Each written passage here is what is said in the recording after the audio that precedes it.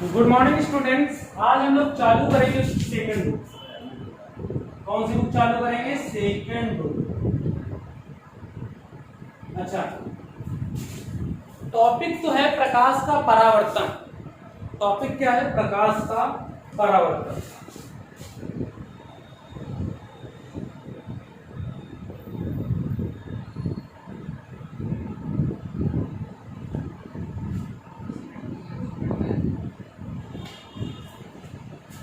तो टॉपिक्स तो पहला चैप्टर है प्रकाश का परावर्तन। तो हम लोग आज डिस्कस करेंगे, कोशिश करेंगे कि सब कुछ जान जाए। तो सुनिए, तो पहले प्रकाश क्या होता है? तो प्रकाश वह विकिरण है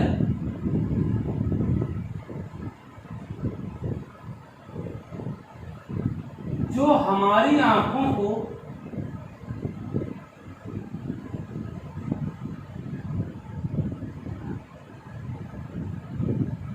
संवेदित करता है। क्या करता है बेटा? संवेदित करता है। क्या करता है? संवेदित। यानी प्रकाश वह विकिरण है जो हमारी आंखों को क्या कर देता है? संवेदित, यानी दिखाई देता है। संवेदित मतलब खुलने पर मजबूर करता है, जिससे हमें ऑब्जेक्ट दिखाई देते हैं। आपने सुना होगा कि प्रकाश का एक वेग भी होता है। तो प्रकाश का वेग कितना होता है बेटा? 3 × 10⁸ मीटर पर सेकेंड, है ना? 3 × 10⁸ मीटर पर सेकेंड। ओके, कोई बात नहीं। अब क्या करते हैं, नॉर्मल सी बात होती है, इसकी खोज भी किसी ने की हो। तो खोज किसने की थी? एक साइंटिस्ट थे हमारे, रोमर। कौन से साइंटिस्ट थे हमारे? रोमर। फिर आपको पता होगा कि सूर्य का प्रकाश आता भी तो हमारे पास है, कितने टाइम में आता है बेटा? 8 मिनट। कितने टाइम लगते हैं बेटा? 1 मिनट। यानी कि सन से अर्थ तक आने में कितना लगता है? 1 मिनट। वैसे जनरली आपको 8 मिनट मिलेगा, वैसे रियल में होता है 7 मिनट 52 सेकंड 36 डिग्री। रियल बात ये होती है, बट उसमें ऐसे लिखा होगा, आप समझेंगे। अब एक बात बताएं, आपको कोई भी चीज चलना होता है तो उसके लिए एक माध्यम की जरूरत पड़ती है। किसकी जरूरत पड़ती है? तो माध्यम जो होता है, क्या जरूरत पड़ती है? माध्यम। तो माध्यम जो होता है, अब क्या माध्यम होता है सुनिएगा, आप समझिएगा। एक साइंटिस्ट थे न्यूटन, उन्होंने कहा था कि जो प्रकाश है वो किसके रूप में चलता है? कणों के रूप में। किसके रूप में चलता है? कणों के। फिर एक साइंटिस्ट हुए थे हमारे, हाइगेंस। कौन से हुए थे? उन्होंने कहा जो प्रकाश होता है वो तरंगों के रूप में चलता है। किसके रूप में चलता है? तरंग। और एक तीसरे साइंटिस्ट हुए थे हमारे, मैक्सवेल। कौन से हुए? जिन्होंने कहा था कणों और तरंगों, तीनों के रूप में चलता है। याद रखिए, एक साइंटिस्ट हुए हमारे तीसरे, कौन से? मैक्सवेल, जिन्होंने कहा था प्रकाश कणों और तरंगों दोनों के रूप में। एक और भी साइंटिस्ट हुए थे हमारे, फोको। कहते हैं ना, दोस्ती अच्छे लोगों से करनी चाहिए, उससे क्या होता है? हमेशा फायदा ही होता है। देखो, न्यूटन ने कुछ किया, हाइगेंस ने किया, फोको ने कुछ किया ही नहीं था, केवल वेरीफाई किया था। तो न्यूटन का नियम तो गलत हो गया था हमारा, हाइगेंस के नियम को सही माना गया और मैक्सवेल को। लेकिन जैसे ही हम आगे चैप्टर पढ़ेंगे तो हाइगेंस के नियम पे भी गलत हो जाएगा। आपको क्या लगता है? प्रकाश कणों के रूप में चलता है। यदि आप कमरा बंद हो और थोड़ा सा प्रकाश जा रहा हो तो छोटे छोटे पार्टिकल्स उसके अंदर जाया करते हैं, आपने देखा होगा। और जो पार्टिकल्स अंदर जाया करते हैं तो आपको लगेगा प्रकाश कणों के रूप में चलता है, जबकि वो डस्ट पार्टिकल होते हैं। कौन सा पार्टिकल होते हैं बेटा? Dust particles. ओके, चलिए, ठीक है। हमारी खोज किसकी थी? प्रकाश। क्लियर? अब कॉन्सेप्ट ये उठता है कि प्रकाश का पढ़ना क्या? परावर्तन। क्या पढ़ना है बॉस? परावर्तन। तो प्रकाश का परावर्तन होता क्या है? ये हम मान लीजिए चिकना सरफेस,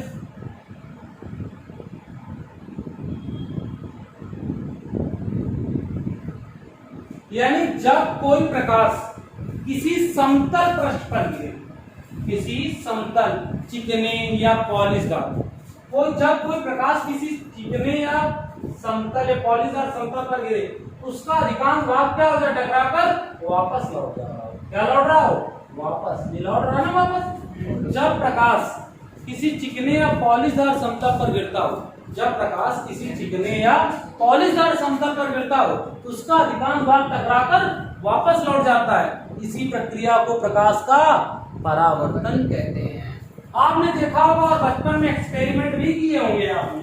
क्या एक्सपेरिमेंट किया होगा, वो एक शीशा लेते होंगे और इसे घुमाते रहते होंगे, ऐसे तो वो हमारा प्रकाश का परावर्तन ही किया करते थे, राइट। अच्छा, जो प्रकाश का परावर्तन होता है ये भी दो प्रकार का होता है।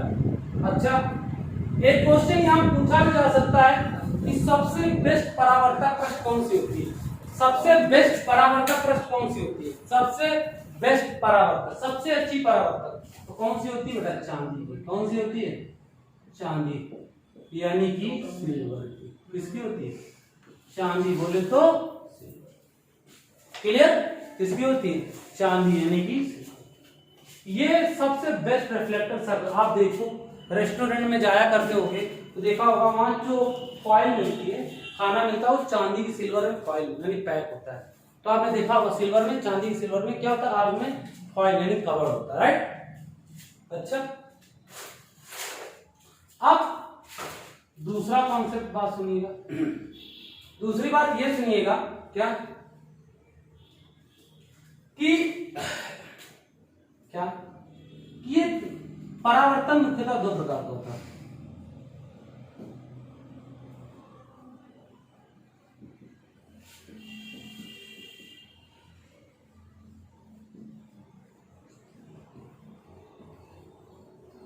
नंबर 1 और नंबर 2, क्या कहते हैं उनको, रेगुलर और इरेगुलर। रेगुलर और इरेगुलर। तो हिंदी में क्या बोलते हैं रेगुलर को, रेगुलर को हिंदी में क्या बोलते हैं, नियमित। नियमित, नियमित और अनियमित। क्या बोलते हैं, नियमित, इरेगुलर को अनियमित और अनियमित।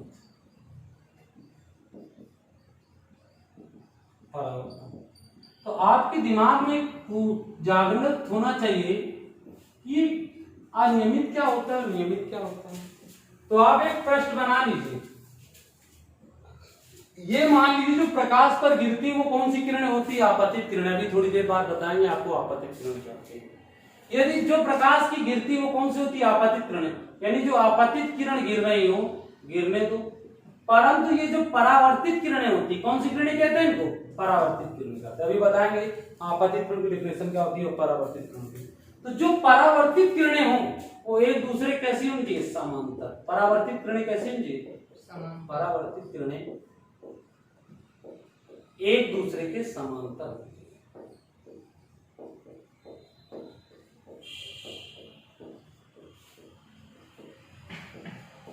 समांतर होनी चाहिए, ओके। और अनियमित परावर्तन में क्या होता है,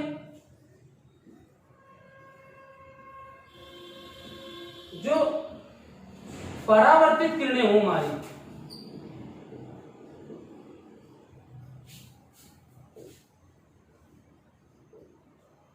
वो एक दूसरे के समांतर ना हो।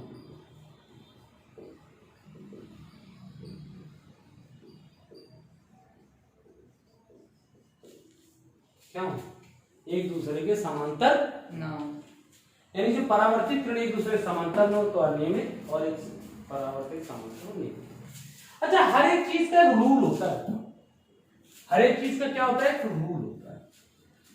तो परावर्तन के भी बेटा दो नियम है। कितने नियम है बेटा, अब ये तो हमने बता ही दिया परावर्तक पृष्ठ कौन सा होता है, सिल्वर होता है। कई चीजों में परावर्तक होता है, साउंड में भी होता है। आपने कोई मूवी देखी होगी, आज ऑलरेडी मूवी, यदि आप किसी को बुलाओ आवाज दूसरी आती है, मतलब वही आवाज आती है, बुलाओ साउंड टकरा कर आती है, तो साउंड में भी परावर्तन होता है, हीट में होता है, ऐसे कई चीजों में परावर्तन होता है। तो सुनिए और समझिएगा। जैसे हमने कहा कि रूल होता है, परावर्तन के नियम।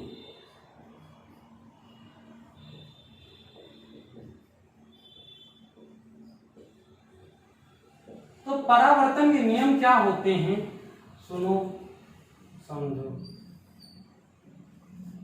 इसको बोलते हैं हम आपतित किरण। क्या बोलते हैं बेटा? आपतित किरण।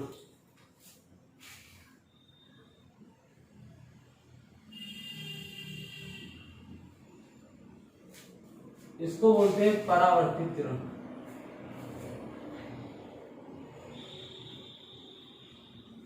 इसको बोलते हैं विलंब। बेटा यहां पर आई एंगल बनता है, यहां पर आर बनता है। इसको बोलते हैं आपतन कोण। इसको बोलते हैं परावर्तन कोण और इसको बोलते हैं आपतन बिंदु।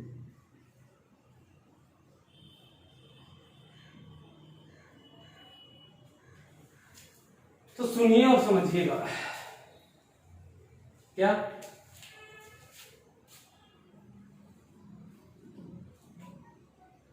तीर लगाइए ऐसा। पहला नियम क्या होता है? पहला नियम यह था कि आपतित किरण, परावर्तित किरण, आपतित किरण, परावर्तित किरण और आपतन बिंदु पर डाला गया अभिलंब।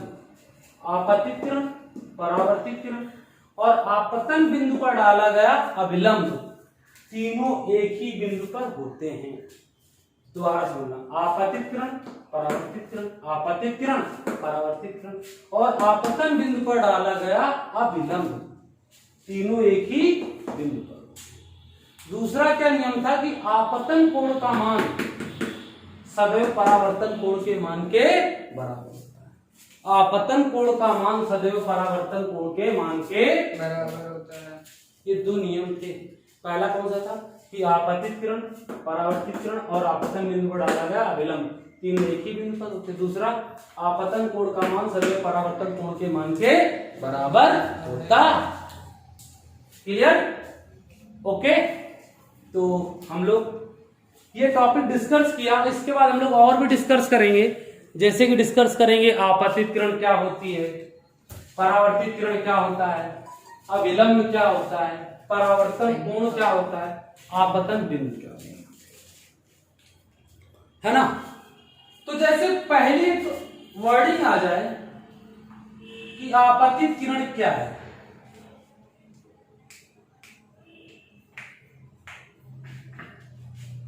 तो पहली डेफिनेशन बनेगी आपतित किरण।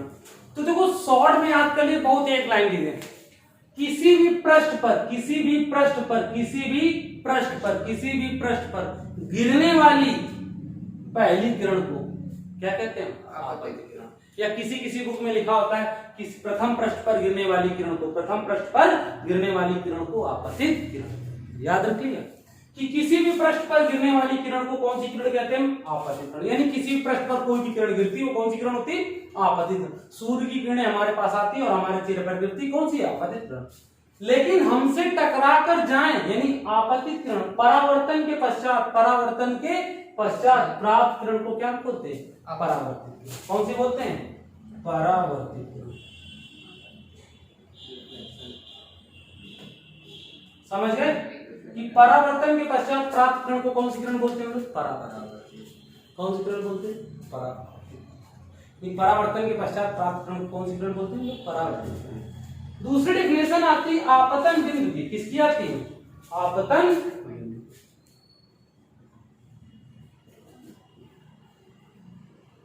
तो आपतन बिंदु क्या है? आपतित किरण जिस बिंदु पर गिरती है, आपतित किरण जिस बिंदु पर गिरती है, आपतित किरण जिस बिंदु पर गिरती है उसे आपतन बिंदु कहते हैं। आपतित किरण जिस बिंदु पर गिरती है उसे आपतन बिंदु कहते हैं। क्लियर? और फिर तीसरी डेफिनेशन आती है अभिलंब की। किसकी आती है? अभिलंब की। तो अभिलंब क्या होता है? आपतन बिंदु पर डाले गए लंब को, आपतन बिंदु पर डाले गए लंब को, आपतन बिंदु पर डाले गए लंब को अभिलंब कहते हैं। आपतन बिंदु पर डाले गए लंब को अभिलंब कहते हैं। तीसरी डेफिनेशन अब इसके बाद आती है आपतन कोण की। आपतन कोण। तो बेटा आपतन कोण क्या होता है? आपतित किरण और अभिलंब के बीच, आपतित किरण और अभिलंब के बीच, आपतित किरण और अभिलंब के बीच, आपतित किरण और अभिलंब के बीच बने कोण को आपतन कोण कहते हैं। आपतन कोण कहते हैं। आपतित किरण और अभिलंब के बीच बने कोण को आपतन कोण। दूसरी बात होगी कि आप क्या होगी हमारी दूसरी परावर्तन कोण।